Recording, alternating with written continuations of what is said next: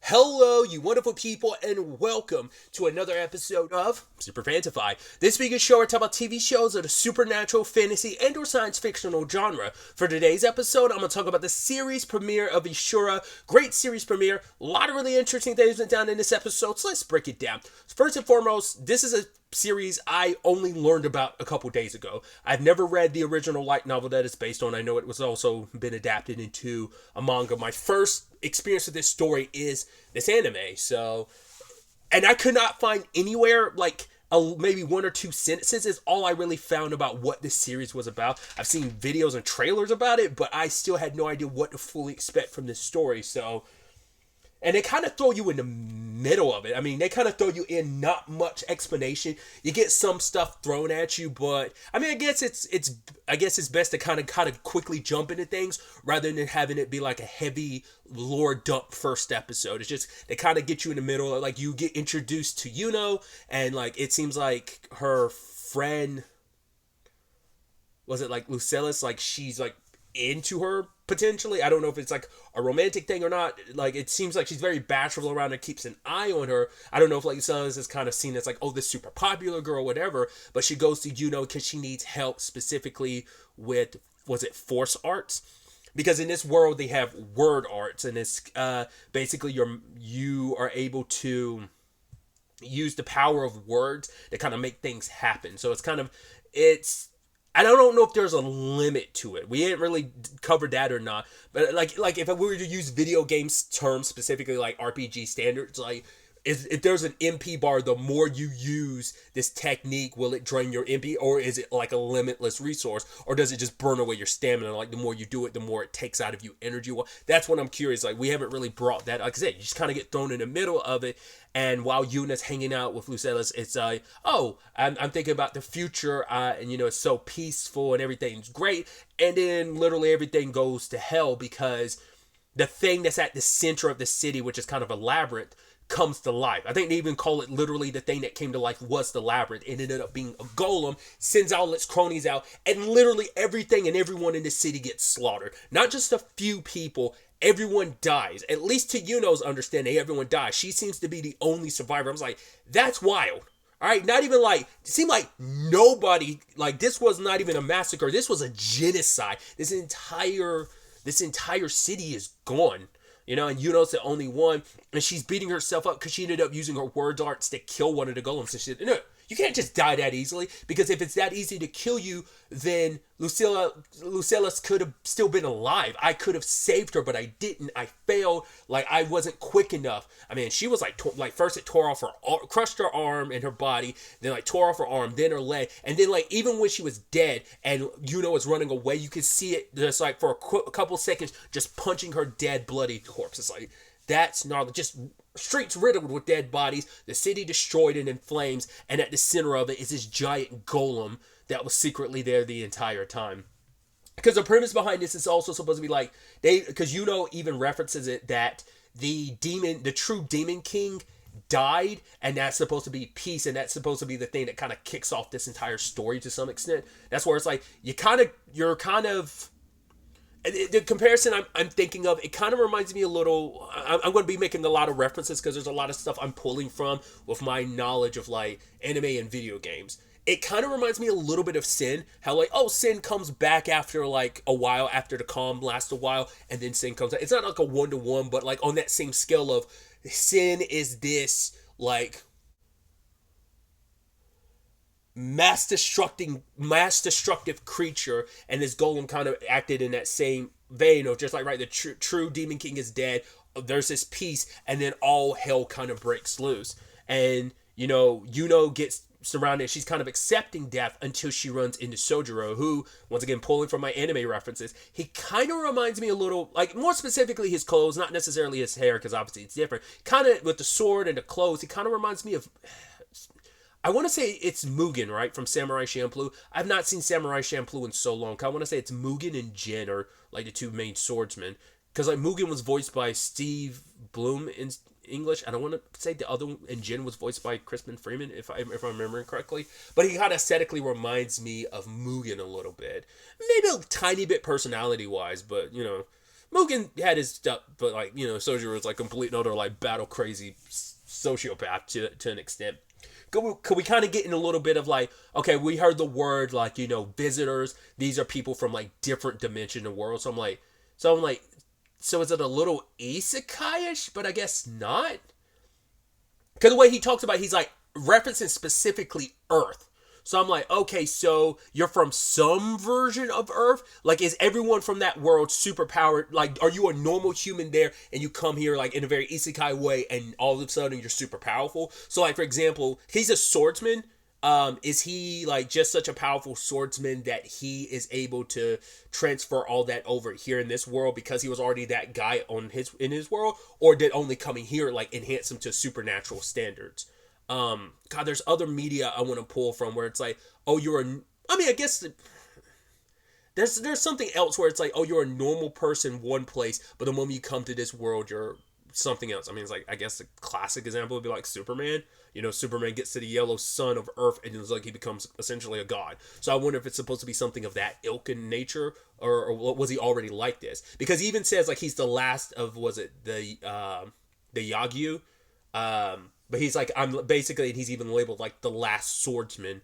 So that's why I'm like, was there already kind of like a supernatural thing on, like, their Earth can't be our Earth. So that's why I'm like, is it kind of like there was a power struggle on their Earth and they got teleported? Can they control coming to Yuno's world, or was it just something that happened to him? Once again, pulling another anime reference. There's a series called Kiba. I guess technically that would be considered an isekai because it's like the main character Zed, as well as some other characters, just came from a regular world and got teleported to a magical world. At the time I wasn't familiar because this like anime's like from like the mid 2000s. It's been so long ago that I saw this anime. I had seen it like maybe 2006 or 7 might have been when I watched it, maybe even later. But it was kind of around that time. So I don't think it came out around that time, but that's at least the time I watched it. But it's a regular human from the world, or from Earth, who just kind of breaks away and tries to go and ends up getting teleported to another dimension.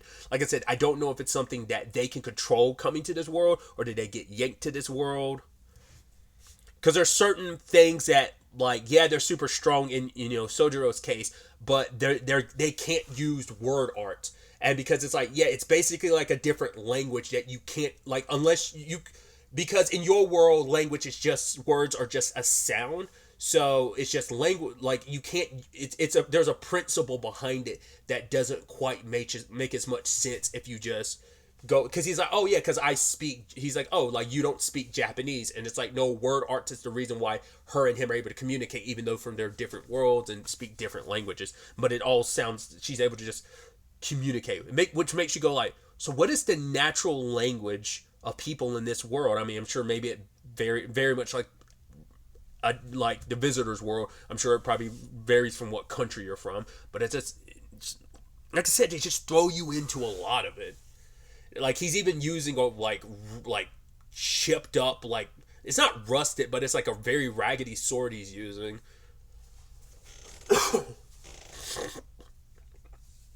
But he so easily slices through all the golems that are there, and he's going to challenge like the giant one, because for him it's like, oh, this is about fun, and he races down on his feet alone, runs at super speeds, and ends up challenging this thing. Which, that whole sequence against that giant golem, it's like, it felt like something out of a Platinum game. Gave me like Metal Gear Rising or like Nier Automata type of like levels of craziness. Definitely kind of gave me those vibes, especially when he's like going up it, dodging its attacks, especially because it pulls out these like speakers to basically mimic using, it was able to use word arts and summons up a giant flaming beam. It's like, oh, it basically I forgot what she called it. It was kind of like, it was a very specific name she had given it. I don't think it was like flame arts. It was something. I don't remember what it was called, but basically it let out like a nuclear bat. I guess that's what it used to destroy the city and set it on fire. But now it's like, this time it's sending out like these azure flames. But Sojiro ends up dodging them and ends up like cutting into this thing a little bit and then waiting for it to attack. And he uses his, I guess, family or his sword school's arts. Was it Mutudori Mutodori, I think, is kind of like a countering. Once again, you use the momentum from your opponent, and you use that against him. And he does it in this case where he ends up finding its life seal. He goes along the line and cuts off its arm, and because of that, the arm is still going at that same speed, and it just doesn't have the control because he severed like part of the arm, and it ends up hitting and breaking off the other part of its arm. And I guess in that process ended up hitting, I don't remember which part was the life seal, the part that got punched off or the part he cut out. I think just the part ended up destroying that part of its body where the life seal is, and ends up crumbling. Because the first thing he did was like cut off a part of its head, but it kept going until this moment. And in that moment, he was able to do something wasn't expecting him to. Like, he defeated this thing. It's like, how is he so powerful? And for her, she kind of resents him. She like realizes like, oh, I hate strong people who make me feel small and weak, because in an instant you were able to do something I couldn't do. If I was as strong as you, maybe I could have saved Lucella, so like maybe I could have saved so many people, but you made me feel inferior. So she's kind of on like I'm gonna stick with you because I want you dead. I want to see, because I need to understand people from the distant world to understand it better. I need to understand you, because she's wondering like, why did this thing wake up now? Did it wake up now because it sits Sojiro's strength? Did it wake up because Sojiro purposely woke it up for the purposes of just fighting it? So she's kind of putting a lot of fault on him, but it's also just kind of, based on for her own like survivor's guilt and insecurities of, hey, I'm still alive at the end of the day where so many other people aren't. I mean, so many.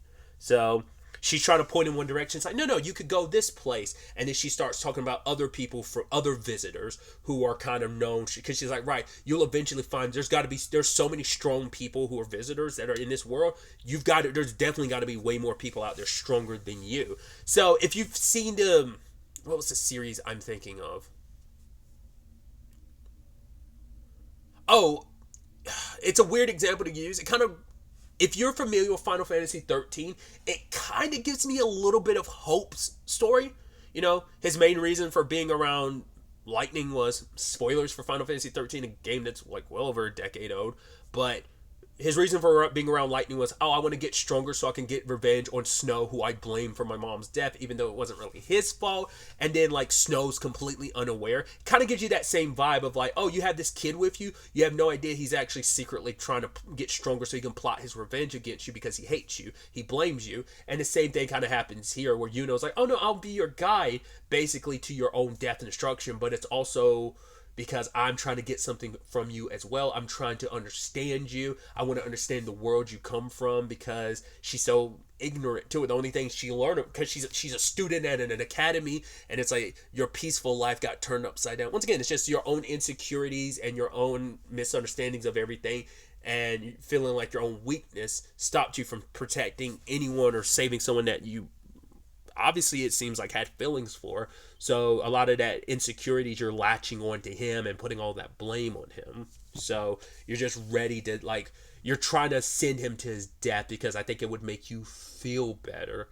I mean, because once again, she still doesn't know for sure why the thing woke up. So, because my impression of this series was, the true Demon King died, and now all the greatest warriors in the world have gathered, which seems like it is heading in that direction, but for the purpose of who's going to be top dog now. But I was thinking that other people were demons as well, but they don't seem like they are. Not unless they actually are demons, but they're from something called the Distant World, where he calls it Earth, but maybe they're humans that sacrifice their souls to become demon-like, or maybe they're just extraordinary humans. Like I said, I don't know if the Earth they came from, it's probably not a regular Earth, so it comes back to that conversation of, were they already super powered in their world, or did coming to this world make them super powered? Because who knows how long he's been here, because he could have been a regular dude and then just came to this world and he's been here for a while and he discovered how powerful he really is. What is it about potentially coming to this world that enhances visitors and not regular people? The thing I was thinking about, I was about to say, earlier I was like, there's something I couldn't think. I made the comparison of Superman, but kind of keeping in the anime / manga vein of it all would be, the webtoon manhwa world would be Tower of God. Because you have regulars versus irregulars, and that's what it feels like. The visitors are irregulars. You know, if you've ever seen Tower of God or Red Tower of God, people who like find their own way into the tower without being welcome in are irregulars. They end up being the ones that are so powerful, they end up being the ones that bring change to the tower. Bomb is kind of a special case because he isn't just from like, oh, he didn't just force his way into the tower. He didn't even live outside of the tower getting to the inner, he wasn't from the outer tower forcing his way to the inner tower. He existed outside of the tower in general, so that makes him an extra special case. So that's the series I was thinking of. I was like, I knew there was something like someone forcing their way into a world and basically having powers, because like Bomb, to his knowledge, because he doesn't have a lot of memories before meeting Rachel and stuff, that he was nothing, like he didn't seem like he had these powers until he got to the tower. And just obviously, if you read Webtoon, if you read Tower of God, you know where that goes. So that's where it kind of gives me, you know. But it seems like, once again, there's a whole bunch of visitors, or once again using Tower of God terminology, a lot of irregulars running amok. So, and the way that's kind of designed, where it's like, oh, Sojiro's the first one we're kind of following. So that's why I'm like, because I think this is supposed to be 12 episodes. I wonder, is it going to be kind of like an pseudo anthology where it's like maybe every episode mainly focuses on a different character and we get a little bit of time with Yuno and Sojiro? Or is it just like the entire episode is dedicated to different people over the course? I don't know the structuring of the story. Once again, this is my first look into it. I'm sure the titles of the future episodes are out there maybe, but I haven't really looked into it. But because this one's named Sojiro the Willow-Sword, I think is what it's called, like the name he gets at the end of the episode. So interesting start. Like I said, they just toss you into it. Not a lot of lore dump. You get some sprinkled in here, but like you still know next to nothing about this world. I mean, and I guess it's been a while since I've just kind of jumped into like an anime in a long time, because any anime I've seen recently, the last probably anime I watched and even reviewed was like Lookism, but I was already familiar with that, and it's not the same thing. That's like a drama series, and I was already familiar with it because I've read like quite a bit of the webtoon. I'm trying to remember what was the last anime I watched that just kind of did not explain anything. I don't watch that many animes, so it's just like, I don't know, like, because most series will kind of like ease you into it. They won't just jump you in and be like, yeah, this is what it is. Like, maybe future episodes will kind of backpedal a little bit, kind of explain the world, but maybe they just didn't want the first episode out the gate to be like, and massive world building lore dump. Like, maybe that's just why they sprinkled it in. Like I said, I'm curious to really dive into this and find out, like I said, the story structure. Is it going to be very like episodical in the sense that, yes, there is an overarching story, but maybe for now it's going to be very bounce from character to character, episode by episode, and just their experiences in this world? Or will it just purely follow Yuno and Sojiro? I'm so curious to see how that ultimately ends up playing out. Because even the opening doesn't really tell you. Like, you see a little bit of Sojiro. I mean, not even opening. The ending credits like shows a little bit of like every character. Like, it's not like you follow Yuno and Sojiro like all the way through. That's why I'm curious, like, if it bounced around or not. So we'll ultimately have to wait to see where the next episode takes us with all of this, to hopefully get a better understanding of everything. I'm interested to see what happens next. But really, that's all I wanted to talk about. Till the next time we meet, be happy, be safe, live life to the fullest, and enjoy it. Good day and goodbye.